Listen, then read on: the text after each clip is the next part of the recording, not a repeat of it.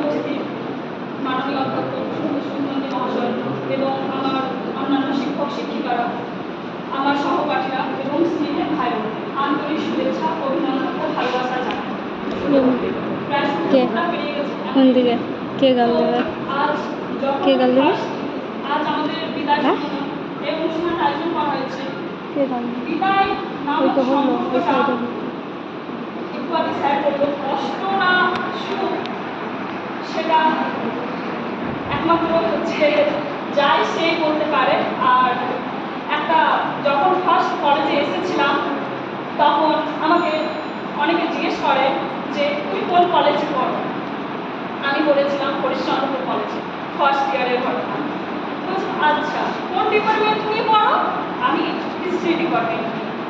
ও মানে এই হরিশ্চন্দ্রপুর কলেজটার নামটা শুনে উনি বললেন আচ্ছা ঠিক আছে বুঝে গেছি। কিছু কিছু মানুষ বলছে, কিন্তু তার মনে ধারণাটা কেন আমি বুঝতে পারিনি, সেই মানুষটা কেন এভাবে তুচ্ছভাবে ব্যাপারটা নিয়েছিল। তো এই 3টা বছর যে আমি পেরলাম, ফার্স্ট ইয়ার পেরিয়ে যখন সেকেন্ড ইয়ারে যতটা সময় যাচ্ছে মায়া জিনিসটা আঁকড়ে ধরছে। ছোট্টবেলায় যখন স্কুলে অ্যাডমিশন নিয়েছিলাম, স্কুল যাবো না বলে কাঁদতে কাঁদতে ঢুকেছিলাম। আজ যখন সেই শিক্ষা প্রতিষ্ঠানে বেরোচ্ছি বলে সে হয়তো অশ্রুধারা দেখাতে পারছে না, কিন্তু বুকটা ফেটে যাচ্ছে কান্নার ঝড়ে। কিন্তু সেই মানে এই আজকে যে আমার স্নেহের ভাই বোনরা আমাদের এই বিদায় দিচ্ছে, হয়তো তারা বুঝতে সেই জায়গায় থেকে আমরাও বিদায়টা দিয়েছিলাম, কিন্তু বুঝতে পারিনি বিদায় নামার শব্দটা কি, কিন্তু তার মধ্যে যে এতটা যন্ত্রণা আর বেদনা আছে কখনোই জানা ছিল না। আর এই শিক্ষক বিশেষ করে বলবো, আমি আমার বিভাগীয় স্যাররা না, আমি অন্যান্য স্যারদের কাছ থেকে অনেক কিছু ভালোবাসা, অনেক কিছু শিক্ষা পেয়েছিলাম। অনেক, যেমন রাস্তাঘাটে চলতে গেলে কী করে মানুষের সাথে আচরণ করতে হয়, বা কী করে উপরে ওঠা যায়, বা কী করে মানে হাই লেভেলে ওঠা যায়, অনেক অনেক শিক্ষা পেয়েছি। এবং আমার বিভাগীয় স্যারদের মানে অতুলনীয় আমাদের পেছনে পরিশ্রম আছে, অতুলনীয়। কারণ বলবো বেঁচে থাকার জন্য যেমন খাবারের প্রয়োজন, তেমন আমি মনে করি জীবনে প্রতিষ্ঠিত হওয়ার জন্য শিক্ষকের প্রয়োজন। ঠিক সেটা স্কুল লাইফ হোক কলেজ লাইফ হোক, শিক্ষক শিক্ষকই রয়েছে। তাই এই শিক্ষক, আমি ইতিহাস বিভাগে আমাদের প্রধান শিক্ষক মাননীয় নির্মল বিশ্বাস মহাশয়, তিনি অনেকভাবে মানে তিনি তার নিজের সর্বোচ্চটুকু দিয়ে আমাদেরকে আগলে রেখেছেন। এই পড়ার মাধ্যমে, পড়ার বাইরেও অনেক কিছু বলেছে। আমরা যেটুকু হয়তো আমাদের ব্যর্থ ছিল, আমরা রেগুলার ক্লাস করতে পারছিলাম না, সেখানে স্যাররা এসেছে প্রতিনিধি, আমরা আসতে পারিনি, হয়তো কারো বাড়িতেও কারো বাড়ির কাছে, কিন্তু স্যাররা নিজেদের সর্বোচ্চটুকু দিয়েছে। এখানে স্যারদের কোনো গাফিলতি নেই, বলবো আমাদেরই ছিল একটু, কারণ আমরা আসতে পারিনি। এখানে স্যারদের কোনো রকমভাবে আমি কোনো রকম কিছু খারাপ দিকটা দেখতেই পাচ্ছি না। আর তার চেয়েও বেশি ইম্পর্টেন্ট, আমি যখন এসেছিলাম স্যারদেরকে শুধু সে আমার যদি ক্লাসের টাইম পেরিয়েও গেছে, আমি বলছি স্যার আজ ক্লাস করাবে। স্যার যদি খাবারও খেতে গেছে, স্যার বলছে 5 মিনিট আমাকে সময় দাও, আমি তোমাদের ক্লাসে চলে আসছি। এর চেয়ে বড় পাওনা আমাদের কাছে কি হতে পারে?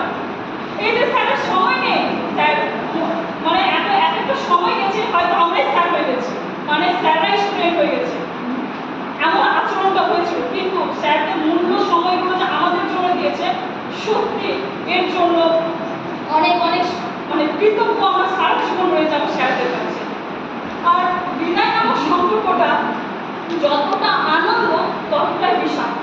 আনন্দ বলছি এই কারণে যে আমরা সফলভাবে এই 3টা বছর পেরিয়ে একটা মানে ভালো একটা শিক্ষা অর্জন করে সফলভাবে যে বেরিয়ে চলে যাচ্ছি, এটা হলো ভালো দিকটা। আর খারাপ দিকটা বলবো এই যে স্নেহের ভাই বোনরা আমাদের শিক্ষক শিক্ষিকাদের ছেড়ে এবং এই ক্লাসরুমটা ছেড়ে আমাদের সহপাঠীদের সাথে এই লাইব্রেরিতে বসে আড্ডা দেওয়াটা, ঘুরে ফেরাটা, এই মুহূর্তগুলো স্মৃতি হয়ে রয়ে যাবে সারা জীবনের জন্য। আমরা যখন হয়তো নাম পেজেন্টের খাতাটা roll number 1 paging sir, roll number 100 paging sir,